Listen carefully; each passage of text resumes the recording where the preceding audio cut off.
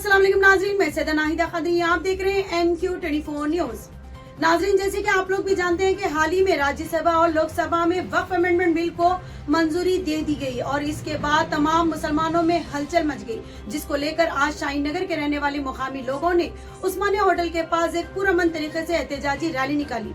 ये रैली शाहीन नगर से लेकर एराकुंटे तक जा पहुंची। इसका मकसद सेंट्रल गवर्नमेंट से मंजूरी दी गई जो बिल है उस बिल के खिलाफ अपना एहतजाज दर्ज करवाना था और तमाम एहतजाजियों ने मुसलमानों से अपील की है कि इस वक्फ अमेंडमेंट बिल के खिलाफ आवाज उठाएं। तमाम मुसलमान एकजुट होकर इसके खिलाफ आवाज उठाएं, क्योंकि ये कोई मामूली सा बिल नहीं है, ये सिर्फ एक कानून नहीं है, बल्कि ये वक्फ प्रॉपर्टी यानी कि हमारी मजहबी विरासत पर सीधा हमला किया गया है, सीधा इसको अपने कब्जे में लेने की कोशिश कर रहे हैं। इसीलिए हम तमाम मुसलमानों को चाहिए कि इसके खिलाफ आवाज उठाएं।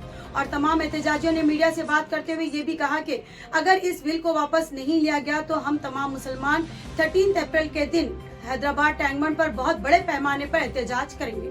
आइए इसी रिपोर्ट हम आपको दिखाते हैं। अस्सलाम वालेकुम रहमतुल्लाहि व बरकातहू। आज उस्मानिया होटलगंज से लेके हमारे एरागुंटे तक वक्फ बिल के उस पर प्रोटेस्ट किया गया है। ये वक्फ बिल का जो मसला है, ये हमारे ज़मीना, हमारे मस्जिद, हमारे मदरसे, ये सब छीन लिया जाने की मसला है। ये बीजेपी का टारगेट है कि इनके से नहीं खबरस्तान छीन लेंगे, मस्जिदें छीन लेंगे। जो हमारे बड़े हमारे को वक्फ करके गए तो ज़मीन है, हम मरे तो भी हमारे को ज़मीन में दफनाते, वो ज़मीन भी छीन लेना चाह रहे हैं लोग।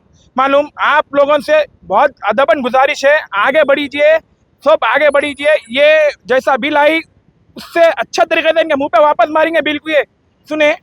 और मैं तो हमारे मुसलमान भाइयों से गुजारिश कर रहा हूँ, ये कोई पार्टी का कोई सियासी मसला नहीं है, ये हमारे वक्फ का है, ये हमारे बड़े वक्फ करके गए तो है। ये अल्लाह की अमानत है हमारे कन, सुने, ये अल्लाह की अमानत है। अल्लाह कन पूछूंगी, आने वाली नस्ल पूछेंगी हमारे को क्या करे बोल के।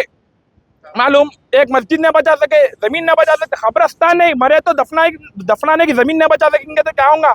मालूम, हमारे अब हम हुकूमत को बोल रहे हैं, बीजेपी हुकूमत जैसा बिल लाई वैसा वापस ले लीजिए। एक हफ्ते के अंदर ये बिल वापस नहीं जाएंगी।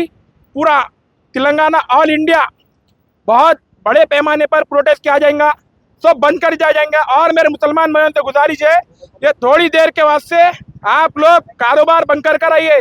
ये कोई घर का मसला, सियासी मसला नहीं है, ये हमारे पूरे मुसलमानों का मसला है, ये हमारा हक है, हम लड़के ले सकते। सुनिए, इंशाल्लाह सबसे गुजारिश है, तारीख को टैंक बॉन्ड पे प्रोटेस्ट रहेगा। ये बिल वापस नहीं गई तो बड़े पैमाने पर रहेगा। सब आइए इंशाल्लाह। अस्सलाम वालेकुम रहमतुल्लाहि व बरकातहू।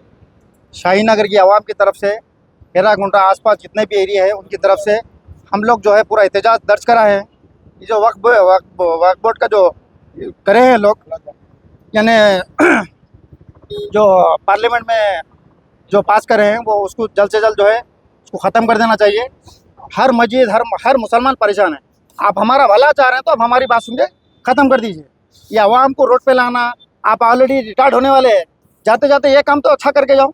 हर काम ख़राब करे, आवाम परेशान है तुम्हारे से। बराए मेहरबानी आप जो है ना ये वक्फ बिल वापस ले लीजिए। आवाम बहुत परेशान है, आप बोल रहे हैं कुछ, कर रहे हैं कुछ। बराए मेहरबानी आप रह रहे नहीं, पार्लियामेंट में नहरे के काम करे, काम पूरा कर दे रहे हैं।